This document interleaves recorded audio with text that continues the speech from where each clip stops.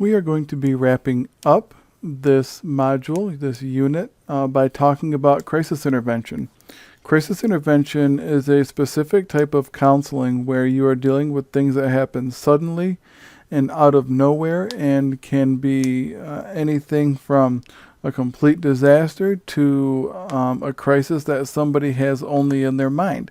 So you never know what's going to happen when you're dealing with crisis.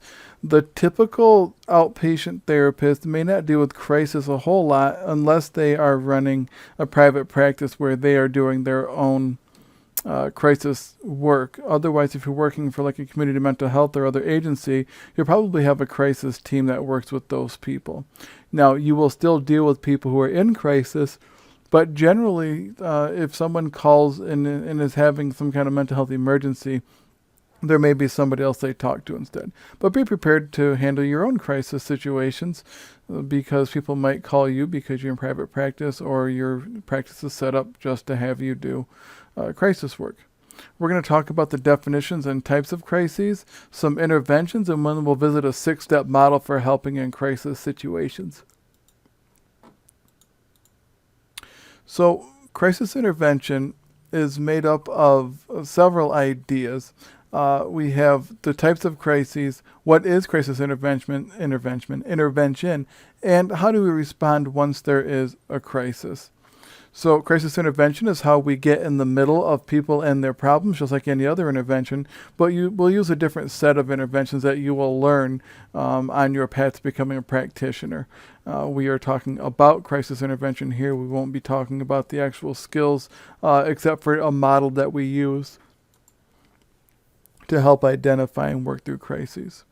It's more appropriate for a master's level program. So, let's take a look at what is crisis. So very broadly, a crisis is the perception of a situation that is more than what one can endure. It can cause further issues of emotional, cognitive, or behavioral functioning. Let me give you an example of what a crisis situation might be like that is a matter of perception. Because remember, this is just a matter of perception for most people. There might be a real issue, but the perception of the issue is usually much worse than the issue itself. I was talking with somebody during a team meeting who was a crisis worker, and he says that he gets a call from a young woman who is in complete distress. She's having a meltdown. She calls and says that she's a client at the organization where I was working, and she feels like she just can't handle it anymore. Now, obviously, when somebody says a phrase like she just can't handle it anymore, that's cause for concern. Now, he was talking to her, and she began to calm down enough to tell her story. She was upset because she had a bad haircut. That's the first bit of information. She had a bad haircut. And immediately you might think to yourself, well, that doesn't seem like that's cause for concern, but obviously there's some perception that is different than the reality of just a bad haircut. He goes on to say that her story was that she was getting her hair done for prom, that she was really excited to go to, and when the person who was doing her hair was finished, she looked at it and she thought it was awful. She didn't like it at all. She broke down, she ran out of there crying, and then she got on her phone and called the crisis worker. Now, having a bad haircut because of prom seems like a really big deal to some people, not to others. So there's more to the story because remember, we're talking about the perception of the situation that's more than what one can endure. So far, the perception is that she had an awful, awful haircut, and that led to her running out of the salon and being in complete shambles because of it. We know that the context is prom, and for a lot of people that's a big deal. And the reality is that it doesn't matter if it's a big deal or not for anybody else. For her, it was. She goes on to tell her story that she had been battling cancer for 5 years, and she had to go through chemo and radiation. And she had just finished up her treatment about 6 months ago, and she was finally starting to have her hair grow back in, and it was to the point to where she could have a hairstyle done, and it wasn't any good, and she was very upset about that. So now what we did was we added another level of trauma to this. It's not just somebody who is upset because her hair doesn't look good for a very important event. This was a milestone for her in recovering from cancer, and for her it felt like a loss, which, as you can imagine, you would be full of feelings of loss leading up to and through cancer treatment. So we have to watch out that the crisis does devolve into more cognitive emotional functioning. It's important that we recognize that even if something doesn't seem like a big deal to us, that it is a big deal to somebody else, and we have to react accordingly. This is the Chinese symbol for crisis. It's a combination of two symbols, danger and opportunity. We're going to talk in class about what your ideas about the combination of these two symbols means in terms of crisis, and maybe we'll use examples and things from your perspective, but I want to leave that for class. So be thinking about what danger plus opportunity means for the idea of crisis. Now, your book will talk about it, and that's fine, but I want to bring it to life, talk about examples, ways that you've experienced crisis that's a combination of danger and opportunity, and maybe situations where you've seen folks go through crisis where there was danger, but they didn't take advantage of the opportunity, and then they just kind of dwelled in it. So be thinking about that for the classroom conversation.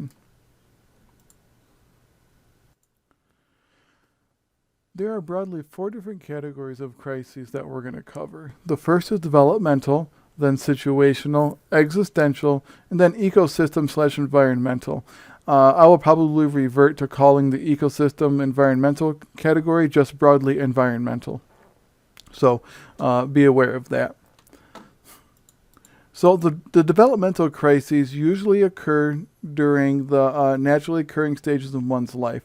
One of the biggest ones is something like puberty. Going through puberty can be a developmental crisis for a lot of people because there are a lot of milestones that go along the way, and we're not very good yet at coping with disappointment, rejection, frustration, etc. So that can be very difficult.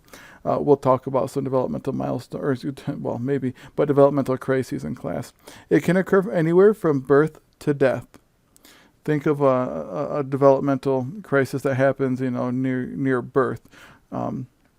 If a child doesn't walk at a certain age, the parents can make it seem like it's a really big deal, and they can express shame, and then the baby will feel very ashamed of itself for not walking. It sounds like a silly thing. It happens. It's not a good thing, but it does happen. Then think of all the way up to death. There are lots of developmental crises that happen up through death.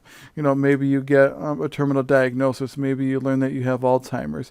That can cause developmental crises as you get older. We can also experience the developmental crisis when an accepted cultural norm is violated. So an example that I like to use is when a woman feels like she should be having children, but for whatever reason isn't. Maybe she doesn't have a partner. Maybe she's waiting for a certain time. Maybe she's bogged down by work and school or something like that. And she's older, maybe 30, 35, 40, hasn't had children yet. That can feel like a cultural norm is violated, and that can make her feel a certain way if she internalizes feelings of shame and inadequacy. We also have to watch out because, like any other crisis, developmental crisis can be from the perspective of the individual who's in crisis. So we can have self-imposed morals. For example, if a woman feels like she should have children by age 25 and doesn't, that's completely based on the perception of the individual in terms of what is a reasonable time to be having children. If somebody believes that age is 30, then obviously they're not going to be in crisis at 25, but they would be in 30. So be careful because a crisis can still occur even if it is an accepted norm, only because it's based on the opinion of the person. So if a person is having a hard time because they're not having a child at age 25, at age 25, it's a cultural norm that you may or may not have children. It doesn't appear to be this critical time period. Again, this is culturally normative. It could be different in subcultures, but generally, even if they're right where they're supposed to be with a situation like having children, they might feel that internalization because it's their opinion and perception. In class, be ready to talk about different examples of developmental crises. Situational crises arise when something that's unexpected or extraordinary occurs. Something that we can't control, it can't be anticipated. Think of like a car accident. Something that happens that's very sudden, unanticipated. Generally, we don't classify natural disasters as situational crises because natural disasters are more environmental. Situational crises happen because something occurred. Um, any number of things. So anything that can be considered random, sudden, shocking, intense, often catastrophic. Car accidents, plane crashes, um, somebody gets in an accident in the household, whatever it is, it's usually a situational crisis. So be thinking about the ways that situational crises can be different from developmental crises, even though we might think that, something happened and it might be developmental, but it could be situational. Yes, you're going to recognize that these categories can blend together, but we try to pick apart the differences when we can so that we can address them differently. We address a developmental crisis different than a situational crisis. Be prepared to talk about examples of situational crises in class. Existential crises come from dealing with meaning in one's own life. We could probably talk about the same example that we talked about in the first category in this one by talking about a woman who has had a baby or wants to have a child by a certain age. That could also be considered an existential crisis because it's kind of linked to the meaning of having a baby. So it's developmental in terms of when it's reasonable or sensible for a human to have a child, when you're capable of having children based on fertility, but also based on the experience that one wants to have with developing meaning in their lives. Things like responsibility, commitment, and freedom come into place. So, for example, if you feel like you don't have any freedom right now because you're a student, you probably aren't going to have an existential crisis. But if your freedom is restricted in other ways, maybe you have a job that takes away all of your free time, that could certainly be considered an existential crisis. So be thinking about the ways that people might struggle with meaning in life, or having free time, or not having responsibility, or having too much responsibility, or the ability to commit or committing to things. Non-events can also be a strong concern for existential crises. So not having a child is probably more of a non-event than it is than an eventful existential crisis. Now, having an unexpected set of triplets and wondering what that means for your life could be an existential crisis. That's a positive event, like not just positive like good, but I mean positive like it actually happened. Whereas a negative or a non-event might be not having the children or a child when you want to. Be thinking about the existential crises that come to mind so that we can discuss them in class. The last example or last category of crises is the ecosystem/environmental crises. I just call them environmental. These are natural or human-caused disasters that threaten a group or an individual. Typically, when we talk about environmental crises, even though it says human-caused disasters, usually we're not talking about like a car accident or something like that. Normally we're talking about like, Chernobyl or 3 Mile Island, a nuclear meltdown that was caused by humans, or a forest fire that was caused by a campfire or something like that.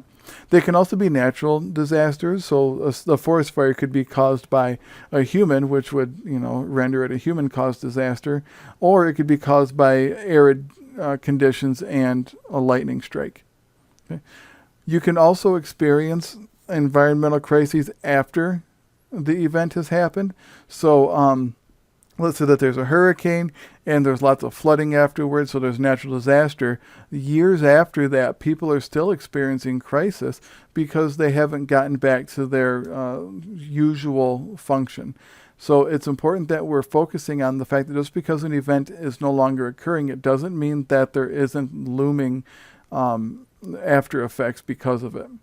Lots of times you'll be thinking of imminent doom, because when a natural disaster happens, we know that there's nobody out there that can really help us in some situations, So if you're in a hurricane or tornado or whatever, there's not much anybody can do to help you. You're kind of on your own. So doom kind of sets in. You can't run away from it. You can't outthink it. You're just in the middle of that particular situation. So when people come to you and they're in crisis because of environmental issue, usually you need to act pretty quickly, because normally they don't come without bringing the crisis to you, depending on what it is. But we're probably going to be dealing with people who have adjustment disorders or post-traumatic stress, and that accompany their feelings of the crisis. So for some people, they can still be living the crisis but not bring it to you. For example, if they're still impoverished because they lost their home and all their possessions and their job because of a natural disaster, then they will bring you the problems that they have, but not the natural disaster itself.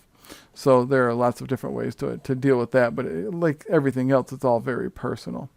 And of course, be ready to talk about examples of environmental crises in class that you've come up with. Now, once you identify crisis, it's time to get to work, because people who are in crisis are almost always experiencing some kind of elevated mood or affect, usually anxiety. The good news is that generally, once you can access their cognitive processing rather than their emotional processing, you can get into good shape with starting to help. Unfortunately, it takes a little while to access that because emotional functioning is completely out of control.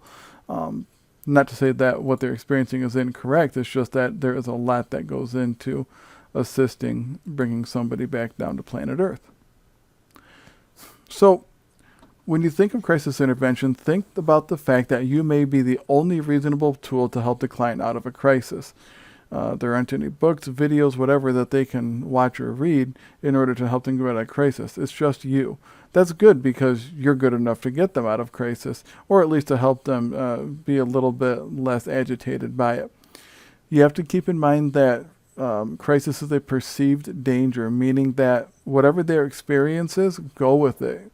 You can't say that what they're experiencing in that moment is incorrect or wrong or whatever. We have to go with it, because it's important that we stay in the moment with them so that they can feel comforted by even our presence. Sometimes we don't have to say a word, you just have to be there, and it makes them feel more comfortable. We need to keep in mind that the client is looking for some kind of escape, and we need to keep reiterating to them that they're okay. Now, if they're not okay, they need to let them know that, hey, you know what, looks like we're not out of the woods yet. Let's get you in a safe place and we can keep talking and keep working on it. It depends on what you're doing. For example, somebody like a National Guard or Red Cross worker might be working in the middle of a crisis, and there might be more danger. So it's important that you keep that in mind. Now, if we don't teach the person that what they're, or excuse me, let me restate that. If we try to indicate to the person that what they're experiencing is not real, or that it's just an elevated perception or whatever, it's going to make them feel like they can't control their thoughts or their feelings, and that's going to make them feel like they can't escape. So make sure that when they're looking for a way to escape, we help them to do that. Then we can start working on the reality of the situation, but they need to escape that initial feeling. Emotion is really high and cognition is really low to start, so remember to work through that process of bringing somebody's cognition up so they can think. You can talk about the feelings later. The problem is that when people are completely emotionally driven, they can't make good decisions. And if people are in crisis not making good decisions, that can lead to poor outcomes. We have to wait a while even after the initial event has subsided, because we know at least adrenaline lasts about 15 minutes. From the time adrenaline is triggered to the time that it is out of your system enough to be thinking straight again, it's about 15 minutes of time no matter what is going on. It's a biological mechanism. It gets triggered hormonally. You have adrenaline that rushes through your body, and it just takes your body about that time to run down. So don't try to access that cognition a little bit earlier than you need to, and you can just sit and be with the person. You don't have to say anything. You can let them know that, you know what, let's just both calm down for a little bit and see if we can't work on this in about 5 or 10 minutes. And that's an okay thing to do, to let somebody know that you're going to have to just sit and wait. Sometimes you do that during session. They feel like you're kind of not addressing things, but once they've calmed down and they're less agitated, they're able to think more clearly.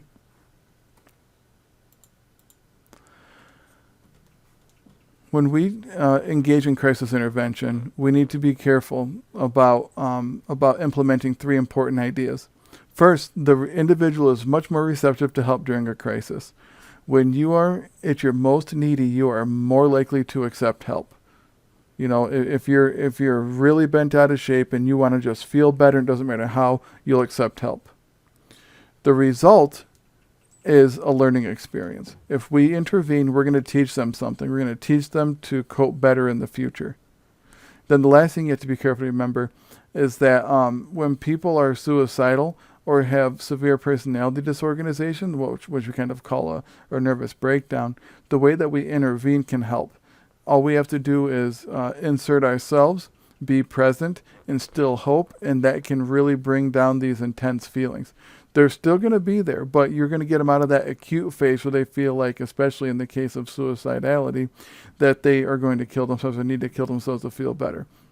If you step up to somebody and there is even a slight bit of relief in them, and they're kind of talking to you, you can always say, you know what, I know it doesn't look like it gets any better, but just think about it. In the time that we've been talking, it looks like you're feeling just a little better. And you can say, you know, it's not much. It may not be much to you, but it's something. And doesn't that prove that maybe you could continue to feel better? So intervening in crises is super important, especially for people who are suicidal. Let's talk about some techniques. There's a few slides worth of techniques, and these aren't all of the techniques, and you're not going to be a professional by learning these techniques. But these are the ways that we implement ourselves and what we know and our skills to help people who are in crisis. The first technique is to stay calm. If you must elevate your own emotions or cognitions to get somebody out of a situation that's dangerous presently, then do it. Otherwise, stay calm and let the person know that even though what they're experiencing seems really dangerous, you're in control and you can help them because you at least have your feet on the ground in that moment. There's a lot of chaos going on, so be careful not to engage in what they're doing. You need to remain credible if you can't stay calm. If you get bent out of shape with them, or if you say, yeah, you're right, this is the most awful thing in the world, you lose credibility as a helper. You all of a sudden become another victim to them, and what they'll realize is that they are victimized by the crisis and they can't get better because the person who's supposed to be teaching them these skills agrees with them. All right, don't feed into a dangerous situation if there isn't one. Now, if it is dangerous, obviously, you need to help them get out of it and let them know that, you know what, you may not see it, but you're still in danger. We need to work to get you out of it. Think of something like domestic violence or something like that. So you're in danger now, and we need to find a safe place for you. No, that's when it's time to engage them with some kind of chaotic talk. But again, yours is not chaotic because you're out of control. Yours is chaotic because there's a sense of urgency. We need to be aware of nonverbals. People will do a lot more than talk. So when you are watching somebody who is in crisis, watch the entire body from head to toe.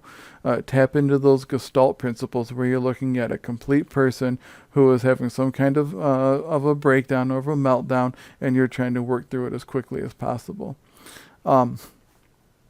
They're not going to always be able to verbally express themselves, so for sure, be careful to use what are called proxemics, getting close to somebody or using distance, whether it's closeness or distance itself, to create some kind of relationship. Some people appreciate closeness when they're in crisis. Some people want distance, and you really have to read the situation depending on who the individual is. So it's all person-based, right? This is all person-centered intervention. So be careful that you're paying particular attention to the individual and the crisis that they're going through. Once we can, begin verbal intervention. Okay, sometimes it's not what you say, but how you say it. So be sure to think about your intonation, speed, volume, tone, whatever it is. Be thinking about how you're talking to the people, because it's not always a matter of saying the right words. You've heard people oftentimes say the right words in the wrong way. Don't let that be you during a crisis intervention. We want to avoid rhetorical questions like, you know what to do, right? No, they don't know. If they knew what to do, then they would be doing it. So don't assume that they know what's going on and can control their situations. If they could, they'd be doing it. Stick with the facts and avoid personal opinions. If someone comes to you who you've known before and they've done the same thing before, you might say something like, "You always do this, don't you?" That doesn't help anything. It makes them feel ashamed. It makes them seem like you're being short with them. So make sure that you stick with the facts and avoid personal opinions. You should be happy that they're coming to you in crisis because that means that they trust you. Do the usual active listening things like watching the nonverbals, reflecting the client's thoughts and feelings, and let the client know that he or she is being heard. It's an important aspect of crisis intervention. People just need to be heard. They need to know that you're listening to what they're feeling. We can try to use questions after we've gotten to that period where we can access their cognitions. So it might take that 10 or 15 minutes until adrenaline's worn off, but we can use questions as much as we can. So you can ask somebody who's in crisis, what do you want? What do you need right now? If they don't respond to you when you've asked them a question, very carefully, because I know that when you say, "I need you to calm down," that usually doesn't help anybody. But if you say something like, I need you to calm down a little bit more so that I can understand what you're saying. Can you rest for a minute? Can you breathe for a minute so that you can catch your breath and speak more coherently to me? You can also ask, what are you doing? Okay. So if somebody's doing something fidgety, or if they're using some kind of weird hand motions, or if they're rambling, you can say something like, "What are you doing?" And then if they don't say anything, you can say something like, "Well, I see you keep reaching for your pocket. Is there something important in your pocket that I need to know about?" Not because it's a danger, but because it might be interesting to know why they're reaching in their pocket. Maybe they've got something to show you. Maybe it's a reminder of something. Whatever it is, you can just say, "I see you reaching for your pocket. Does that mean something to you, or something in your pocket that I need to know about?" You can use the Dr. Phil approach. If somebody is in complete chaos during this crisis and you say something like, hey, wait a second. I know that you're panicking right now, but how's that working out for you? Is it really helping you to panic right now? Obviously, if people are panicking because they haven't been able to calm down, you might have to give them a moment. But if they continue to panic, even after they've calmed down, like you bringing in a topic back up, puts them in a heightened state of panic, you can say, "Hey, does panicking work for you? Well, I understand that it's important for me to hear what you're saying and that you're really upset by it, but why the panic? What's it doing?"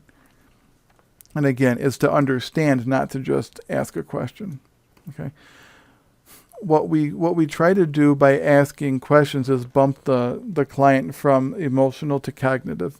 So if we can get somebody going from an emotional state to a cognitive state, they can answer questions, we can start to rationalize with them. If we can't get them to that point, then they're going to continue to be completely emotive. And yes, emotions are important, but we're talking about crisis, where we want to bring somebody back from crisis, not to focus on their emotions and dwell in that moment. Most important, we need to prevent loss of control. People feel like they're out of control during crisis, so it's important that we address the issue when the client's not responding.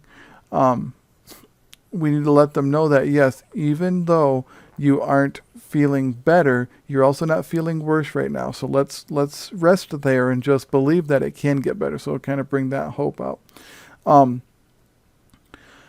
When you need to take a break from somebody who is completely not responding to you, I'll put it that way, that's a nice way of saying it, who's not responding to you, you may have to call a timeout and just be like, "All right, hold on a second. Let me collect my thoughts. We've talked about a lot of things. You're feeling very, very emotional right now. Let me take a couple minutes to gather my thoughts and let's readdress this." Okay. Sometimes we can express our own feelings. Now, this is not meant to make you sound incompetent, but what you can say is something like, "This is too much at the moment for me. Let me take a second to compose myself." That usually comes when somebody has thrown a lot at you, especially when it's happening all at once.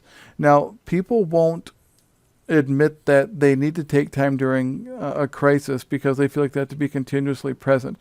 But it's okay to role model the fact that, wow, this is a lot. It's too much for me right now. Let me catch my breath for a moment and we can get back into it. Remember, we're not talking about the course of a normal therapy session. We're talking about the course of a crisis intervention where somebody has lost complete control and doesn't feel like that they will survive the moment if they don't get back in control. So You can let them know. You give me 5 seconds. 2, 3, 4, 5. Okay, I got it. And then you keep moving forward. It teaches them to pause and rest and to think. Because they're going to be thinking while you're thinking. They might be thinking, well, this idiot can't even help me. But you know what? You're going to help them. And you're also going to teach them, remember, it's a teaching moment, at the same time that it's okay to wait and rest so that you can catch your breath, so you can collect your thoughts and give them good feedback. If you think that things are completely out of hand and that there is a threat from the person who you're helping, which can happen from time to time, you have to stop counseling and ask the client to leave no matter what state they're in. If you feel like somebody is going to be a threat to you physically, you have the right to stop counseling, send them on their way, and to call the police. That's an okay thing to do. Now, we're going to talk about the 6-step model real quick and then wrap up. But the idea of the 6-step model, and you can read about this in the book, is to define the problem. What's going on? Hi, this is Will. I'm the crisis worker here. What's going on right now? And they'll say something like, we just lost our house to a house fire and I feel like I'm going to completely fall apart. Okay, are you safe and is your family safe? Yes, we are. Okay, good. I'm going to help you. So you're providing support. So you've already defined the problem. You're the safety to provide support. Then you can examine alternatives. They say, I don't know what to do. It's just me and my kids. Okay, do you have family nearby? Yes, my aunt lives around the corner. Okay, let's go to her house and knock on the door. Probably already awake. It's a fire and everything. But say, we just had a fire. Can I come in and leave my kids here? We want to find alternatives to what's going on. After there's been some calm, you can make some plans. You can say, you can't go back into the house, obviously. It's a complete loss. Why don't you stay with your aunt for a few days till you get back on your feet? You'll need to call your employer, let them know that you're not going to be at work because of this disaster, and ... You make up a plan for how you can continue. And after you've done that, you obtain commitment. You say something like, is this something that you think you can do? Or would you like me to have a crisis worker come out and meet you? Presumably this has all been done over the phone. And if the person says, I can't even think straight right now, and I'd say, okay, let me send somebody out to meet you right now so that we can have contact with you, so that we can help you to get what you need without any more complications. Then you get, obviously the address and things like that. And I would stay on the phone until the crisis worker arrived, which can be a while, but you want to make sure that the person's feeling safe enough and in their right mind to stay where they are so that they can receive the help that they need. So something that you might have to think about, which you will have to think about, is the idea that counselors get stressed out too by these kinds of issues, by the crises. The first is called compassion fatigue or secondary traumatic stress, where we get tired. We put ourselves out there and it gets tiresome. And we can also get stressed by helping people, where we help people, we help them work through stuff, and it causes that secondary traumatic stress. And then there's vicarious traumatization, where we get traumatized based on what people are telling us or what they're experiencing. So we can experience trauma because somebody expresses something that's really horrible, something that's terrifying. And when that happens to us, we have to be sure to take good care of ourselves. Normally we would see our supervisors or a colleague or somebody to help us work through that stuff. If you find that you are experiencing traumas that somebody else has, but you're kind of getting traumatized yourself by it, it's time to talk to somebody professionally, and that's okay to do. Counselors see counselors. Not a bad thing. You need to see somebody to help work through those traumas. We will talk in Unit 4 about self-care and avoiding burnout, which goes along those same lines. So that was crisis intervention. That is the last part of the assessment and diagnosis unit. We're going to be talking about the different types of crises. If you're going to be a crisis worker, you will get very specialized training, usually on the job training with regard to that, and a lot of mental health counseling programs out there. The master's programs will have a course in dealing with crisis as well. So make sure that you are paying attention to those things, because no matter what you're doing, you will have somebody who's in crisis, and you will want to have a good model for dealing with that. So that is it for crisis intervention as well as Unit 2.